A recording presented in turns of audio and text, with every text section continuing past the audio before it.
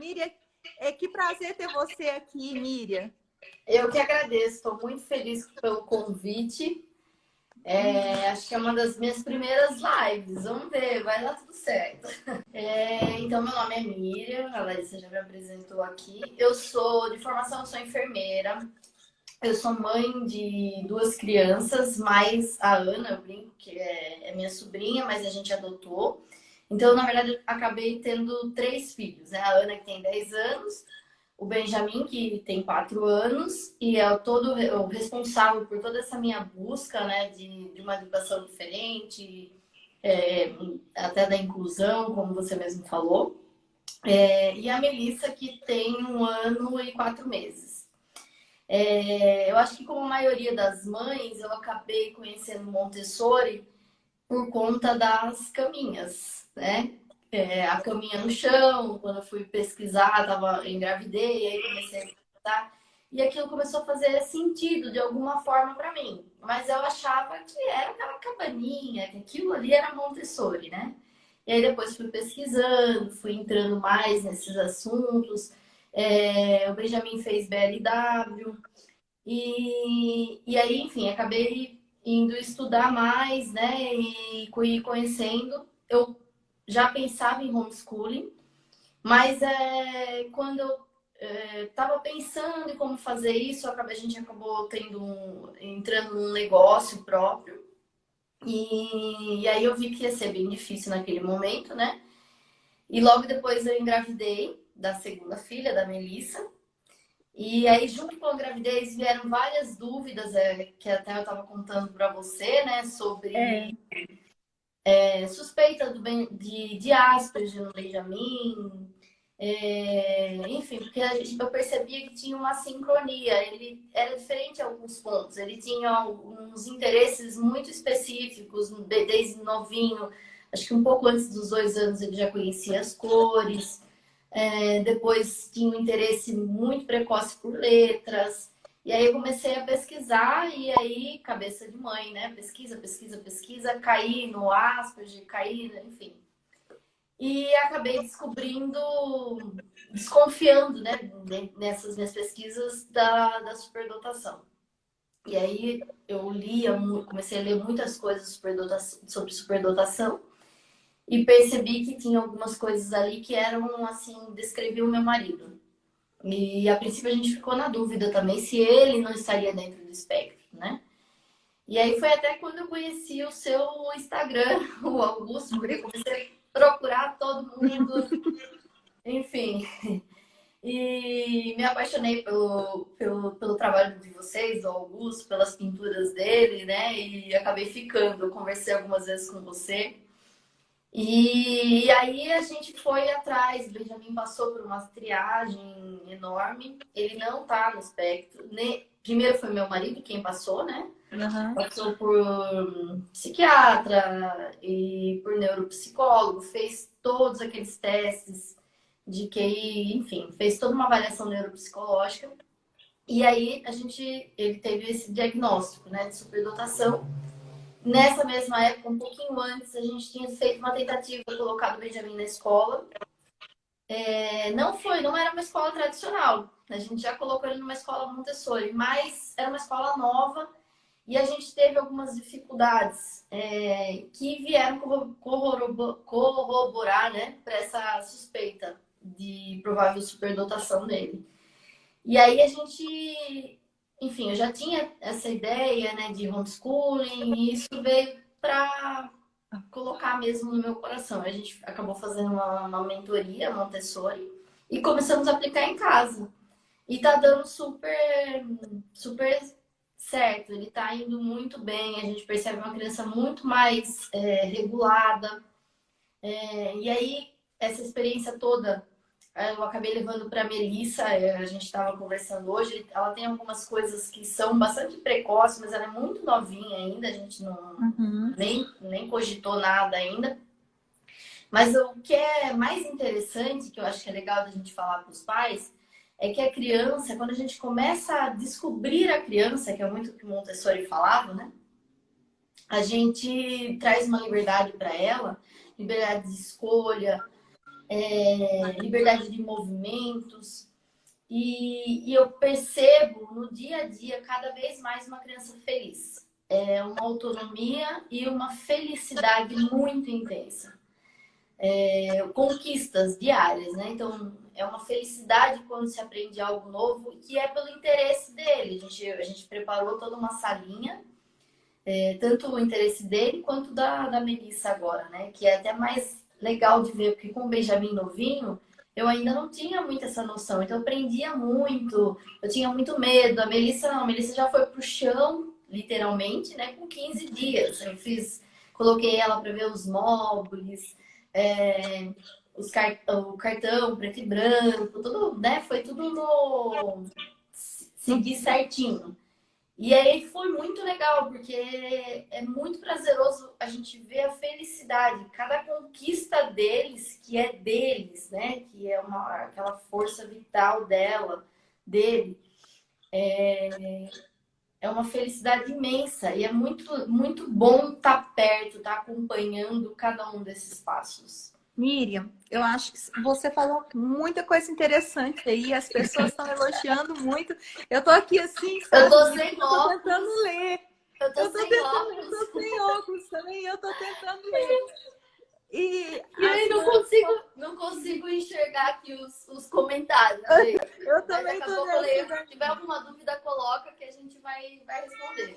Essa questão da superdotação, porque a gente acha que a escola é muito difícil só para criança quietinha ou para criança que tem dificuldade de aprendizado, mas uma escola tradicional, ela também é difícil para criança que tem altas habilidades. Sim, Não é isso? a escola ela limita, a escola tradicional principalmente, ela limita muito, né? Ela acredita que a criança que ela é uma criança na folha em branco e que ela vai preenchendo. O que a gente percebe em Montessori é que não, a criança não é uma folha em branco que nós vamos lá preenchendo, pintando e enchendo, não é isso. Ela tem tudo isso já, né? Naturalmente tem a questão da autodisciplina que ela pode aprender sozinha. O que a gente precisa é guiar essa criança.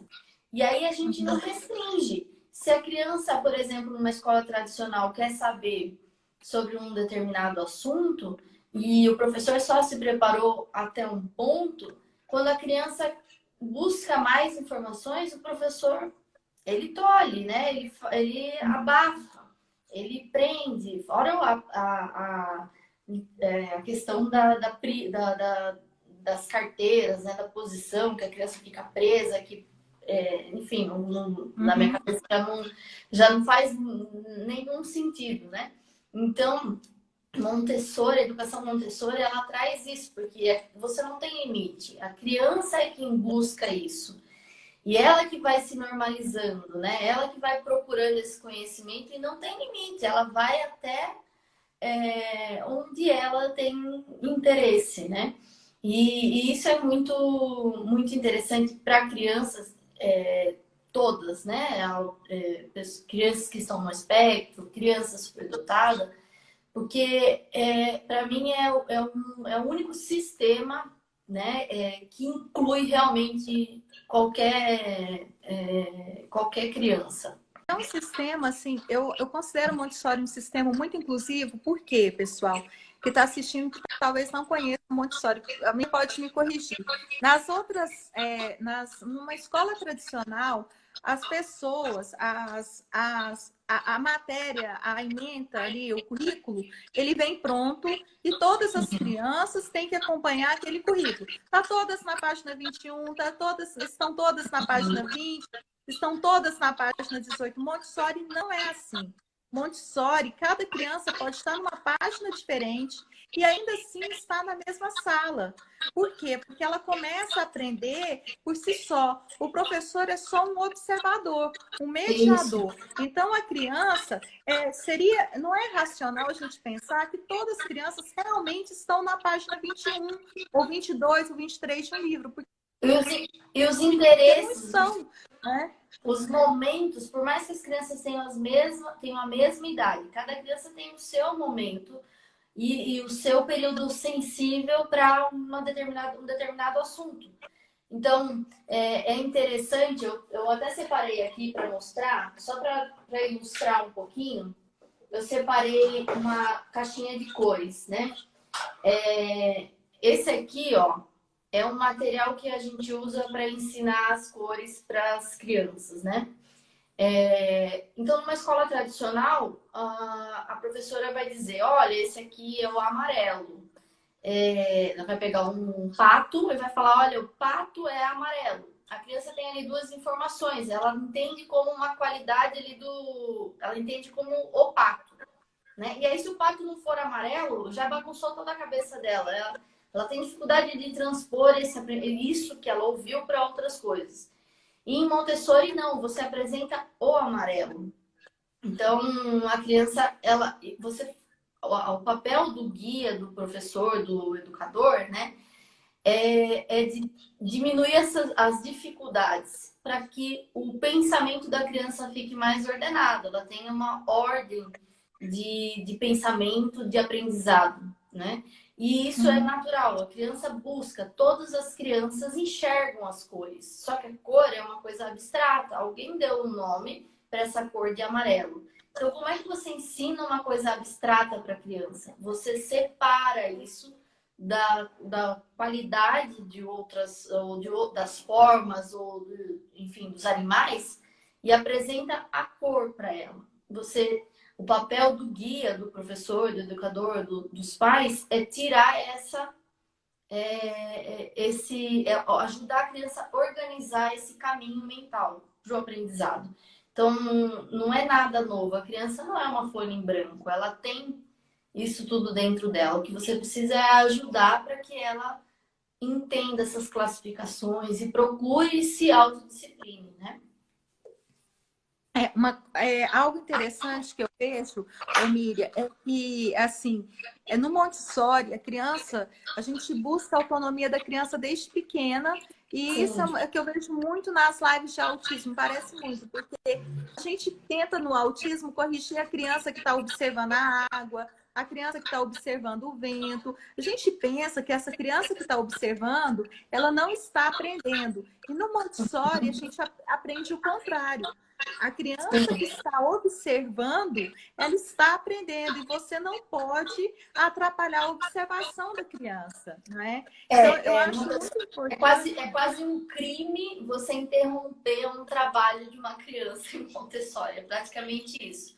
Você nunca deve interromper. Eu acho que esse é o maior aprendizado para qualquer mãe, qualquer pai. Então, se a criança, por exemplo, está tentando pôr um sapato, e ela acredita que ela consegue colocar aquele sapato. E você não pode ir lá e dizer que não.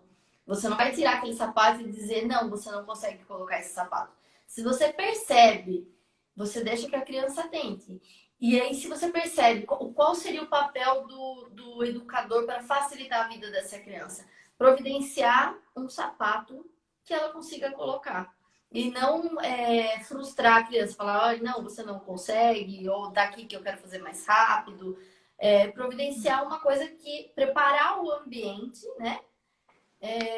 Ou maneiras da criança, materiais, maneiras da criança aprender a colocar aquele sapato, ou fechar um velcro, fechar um zíper, né? Maneiras dela se autodisciplinar e chegar na autonomia.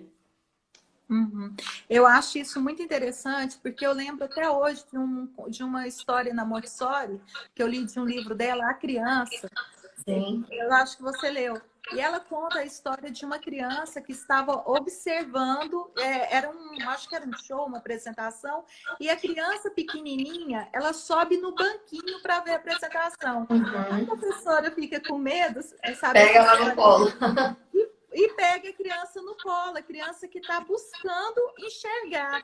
Quando ela faz isso, ela tira toda a autonomia da criança. Ela ficou com medo da criança cair e tirou o banquinho e segurou no colo. A criança ali, ela estava explorando o ambiente, ela estava sendo ela estava completamente independente, não é, Miriam? Então, essa história, se bem me lembro, posso estar errada, era uma criança de 2 anos e pouquinho, né? Que subiu para acompanhar aquela apresentação da professora e tudo mais. E aí é interessante a gente pensar nessas fases que Montessori estudou e deixou descritas, né? E até os 3 anos, a criança tem muita necessidade de movimento, de liberdade para esses movimentos. E o que a gente precisa fazer é preparar um ambiente. A Melissa tem 1 ano e 4 meses. E, enfim, como eu falei, eu aprendi muito, né? E mãe de segunda viagem, a gente, né? Aprende muito. E o coitado do primeiro é que serve de laboratório, né? Eu prendia demais o Benjamin. O Benjamin começou a andar com 1 ano e 3. A Melissa tem 1 ano e 4. E aí, o que ela percebeu? Que ela pega o patinete do Benjamin e ela já consegue andar no patinete do Benjamin. Então, é uma necessidade de movimento e de imitação muito importante, muito intrínseca. Se a gente prende, segura pelo medo, é lógico que a gente tem que observar o que a gente fala, né? O que a criança não pode fazer em Montessori? Ela pode fazer o que ela quiser? Não. Ela não pode fazer nada que prejudique o ambiente, nada que a prejudique ou coloque em risco real, né? E, peraí, que eu até marquei aqui, porque de vez em quando aqui, ó. E nada que machuque o outro. E nada que machuque o outro, nem prejudique o ambiente, nem se prejudique. Então, diante dessa situação, tem um piso que é legal para ela, né? Diminui o risco dela cair? Então, tá ok. Ou então, um outro exemplo, que esse talvez seja um pouco radical, né? Nem todas as mães devem concordar comigo, deixar um bebê tão novinho, uma bebê tão novinha andar de patinete. Mas, por exemplo, acompanhar na cozinha.